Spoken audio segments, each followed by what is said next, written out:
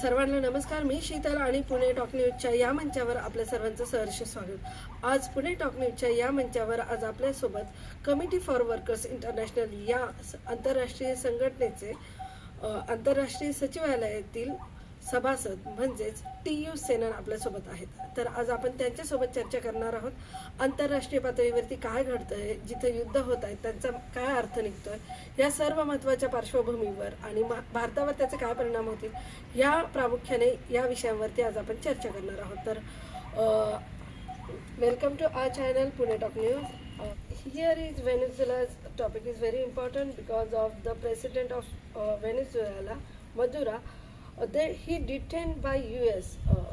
Then what do you think about it? So the thing is, the Trump 2.0, as they call it, Trump administration. Trump administration is racist, or you name it, all the words, whatever you want to call it. So it's really bad administration.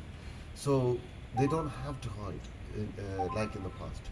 It's not something new because throughout the Latin America, they have ousted the government, killed people, or and so on, framed them as dictators, etc. And we know exactly what they're having.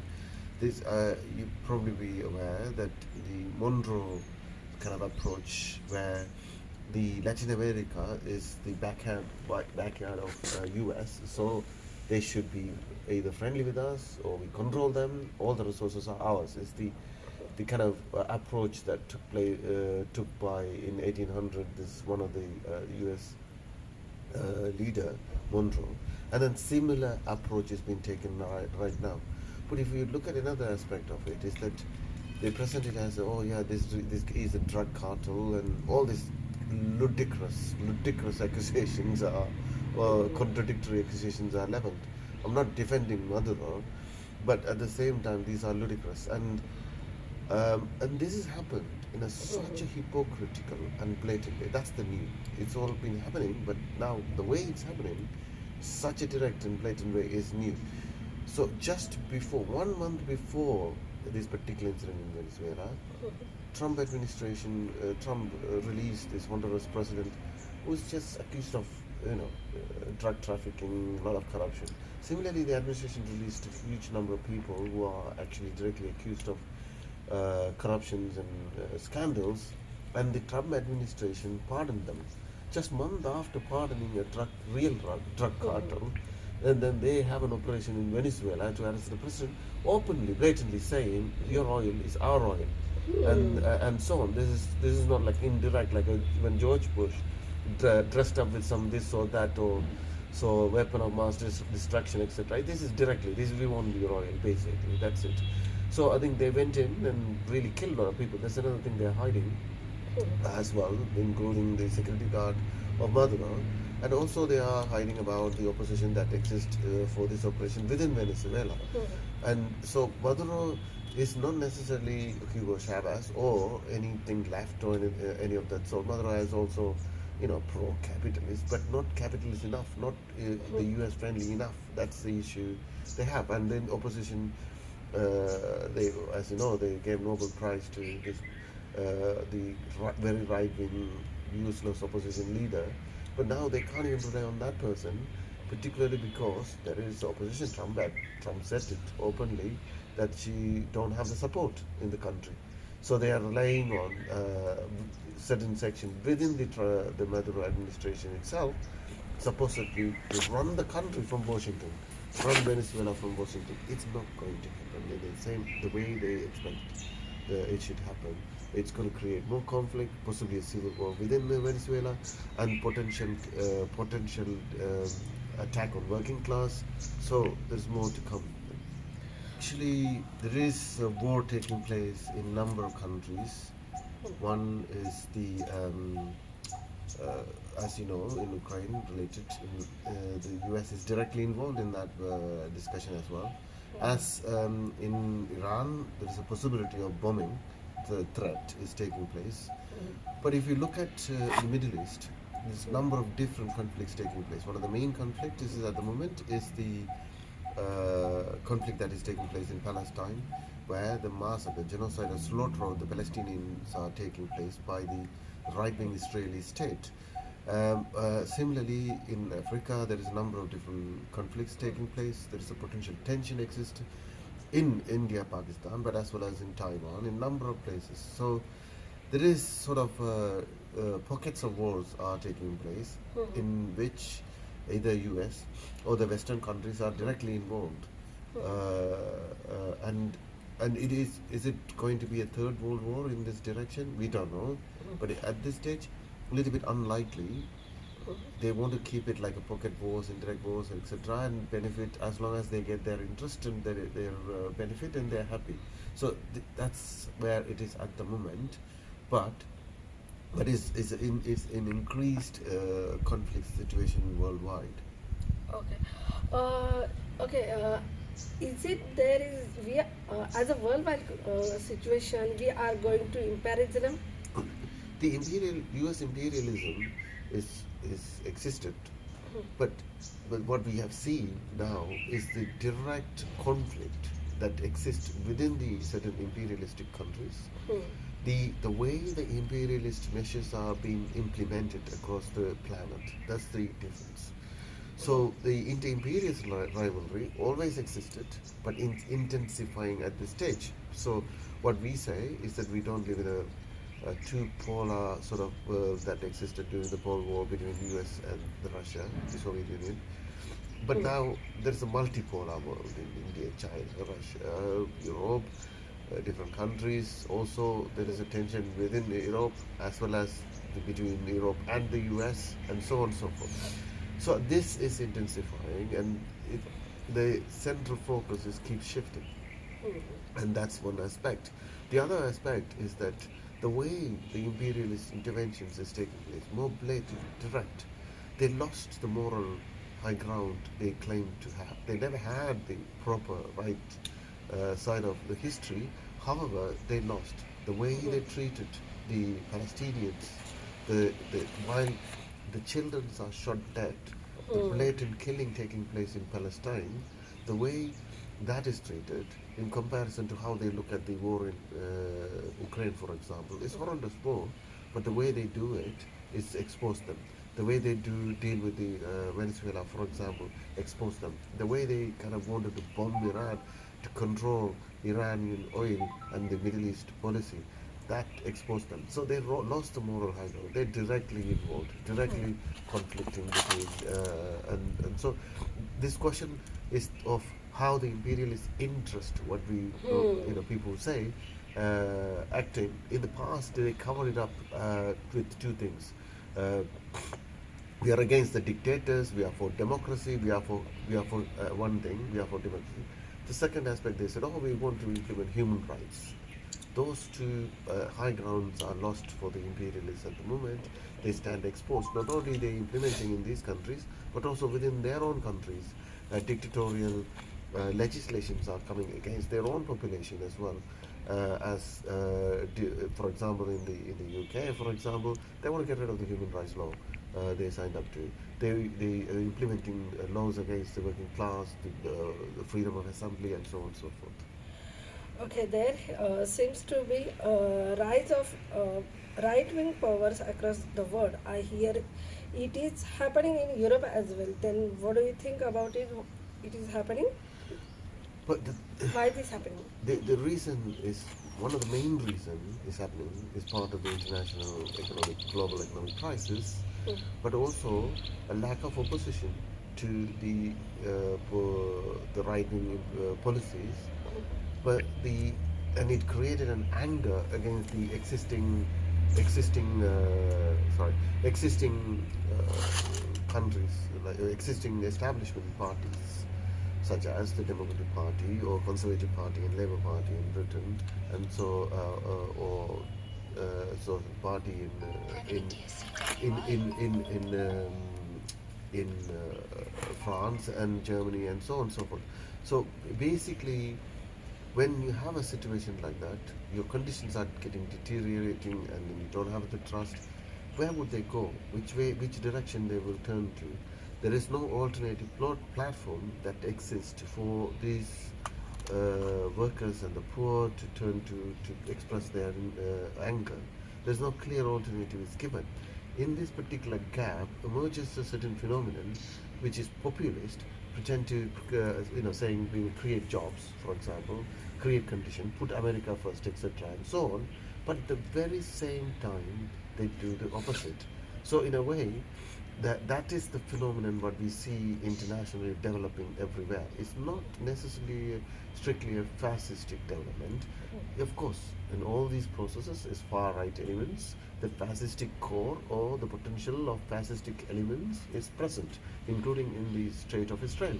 So it's not, but it's not the main phenomenon. It's the far right populist phenomenon is what is emerging, and that is particularly because of the reasons I mentioned, like for example in AfD in Germany or Le Pen party, the National Front in France, or Reform in UK, or the MAGA movement like Make America Great in USA, and in Hungary and Israel and so on, and also possibly comparable to Modi here in BJP. But the thing is, all these things are not necessarily strictly a formation of extreme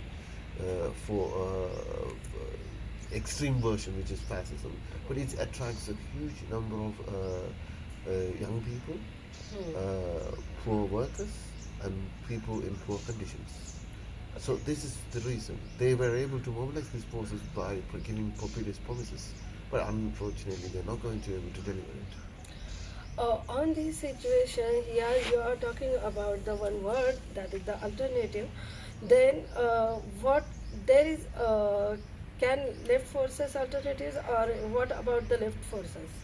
Like I said just now, that these populist forces are not going to deliver. Hmm. So then what is going to happen? Either massive destruction, war, and that's one possibility. We cannot rule that out. I mean, of course, we say that that's the all-out world war is not on the car, not necessarily the outcome of this one at this stage, but we cannot rule that out. That could also happen in the future. We don't know. Even the nuclear use of tactical nuclear weapon threatened by Putin, that could also happen. We don't know. So I think one option. The other option we have seen already is masses coming into the street, mass movements from Sudan to Hong Kong to Myanmar to Bangladesh to a number of countries, Sri Lanka. We begin to see a massive mass movement come into the street, want to have the power and policies to represent them. That is one aspect is there. But who can lead this? Who is the, and like you correctly asked, where is the left? That is the old left is disintegrated. Same in India as well. The left, what I mean by the old left is the so-called left that existed in the past period, the communist parties or social democratic parties in the case of Europe. All of them have weakened to narrow base or with a narrow base or completely gone. So that is one of the reasons that we are not able to see a representative emerging in the left. There is another point here is that the certain sort of new phenomenons on the left that emerge, such as Syriza or Portugal's into Spain, or a section of the left of the Democrats in the US, they haven't delivered. They really also gone into a kind of left populist direction that actually a left force to stand firm and represent the people and prepare to fight. Because of that, there is a disillusionment exists in terms of the process for the workers on the left as well as on the right. So, but as out of this vast movement, however, could emerge as certain formations or positions of the experts by young people in particularly, something that can be strong. That's also a real possibility, and we would like to see that happens. Actually, element of that we beginning to see is in, for example, the victory of Mondani represents a little bit of that, a bit more bold, straightforward on socialism. If you compare it to Syriza that emerged in Greece, but it's not enough yet. But he's also imprisoned within within the Democratic Party, the Capitalist Party. That's not going to let him do anything that he promising at this stage. And another glimpse you see in UK is the Your Party is formed. It's kind of a not necessarily a good name, but formed by Jeremy Corbyn and Sarah Sultana. She's a young Asian firebrand at the moment in British politics. This particular formation's number of left forces, such as Socialist Party in Britain, is also involved, and and I think this particular formation has a certain promises. I mean, it created enthusiasm initially. 100,000 people, young people, signed up to this party. Quite big, quite significant. But then again, there is a conflict in terms of which direction it should go, how the party should be organized, how democratic it should be. These are the problems that the left is dealing with at the moment in terms of working out. But the right don't have to do it. They can just do any dodgy things. It's like Epstein file is still hanging on the head of the Trump, and he's still carrying on as the main leader and doing all the things, which is not possible on the left. They have to be correct. They have to be with the car policies, democracy, and etc. And so they struggle. There is a struggle. There is a struggle for a reason. However, if they manage to pull out of that struggle and come clear with a perspective for organization and for building the way forward for the working class and the poor, and that would lead. That is the promise of the future. That will be the promise of the future for the population across the world. Okay, now we are here talking about the international situation. Right now, I am coming on India. What do you think about the India situation, economical condition, and other situation? India is an interesting situation because India is one of the countries said to be growing in the planet at the moment. China as well. India is seen as a powerhouse growing. There is a number of problems with it. One, there's nobody trusts the statistics that put forward or the growth rates and all those numbers that put forward. So it's a huge question hanging on the head of that kind of propaganda. So even if you consider that it is actually growing at least 4% or even more, and then what is this growth? Has it impacted everybody? Not really. 80%, according to one of the research, 80% of the population still live in poverty. There is a massive polarization. Of course, there is small development in terms of the capitalists. Massive profit made by the top elite capitalist, as well as the creation of a wider working class into sort of wider middle class, upper middle class population, which is high in number, but percentage-wise is lower. That's the issue. So it is the growth with the massive polarization, hasn't resolved poverty, hasn't resolved the question of infrastructure building to support an industrial development such as in China. That's not possible unless this character of the government changes. So that's one aspect. But also there are fundamental problems with the Indian economy. A number of problems in terms of how the currency is, how the kind of the shadow banking situations, and like I said, since pandemic and during the pandemic, the huge number of middle-level business wiped out. That's the process still continuing. The question of farmers, the production, this huge number of questions are not solved, remains unsolved. RBI trying to pump in money into the market to protect the rupee didn't work. We pointed out long before that it's not going to work. Either it will increase the inflation, contribute towards increasing the inflation and complicate the situation in terms of the commodities, or the currency has to collapse. So I think we have seen in a number of ways these symptoms are beginning to emerge. The problems of the economy, the symptoms beginning to emerge. The fall of rupee is part of that. So and then what's going to happen is there is a real possibility exists that the Indian economy could go into recession if the Trump administration pushes towards the control in terms of the oil, for example. What prevented the Indian economy going towards recession and much lower growth is the cheap oil that is coming from Russia and the geopolitical tension that exists in terms of the decoupling that's taking place between China and the US. So some companies thought they would move some of the resources towards India to manage it, which is not possible. They're finding out very difficult because India don't have that kind of infrastructure. Of course, it has a huge number of qualified young people who can work, but it doesn't have the infrastructure. So I think that played a part in it, however, and then so is the geopolitical tension as well as the oil. But if that's not the case, Indian economy could have already been suffering. So if the geopolitical tension develops even further, as part of this Venezuela thing that we talked about earlier, is about breaking up the BRICS. Is what's the aim of the Trump? He wanted to finish off the in terms of protecting the dollar, for example. So as a dollar alternative, BRICS hold together, but they don't have the collaboration like European Union, for example.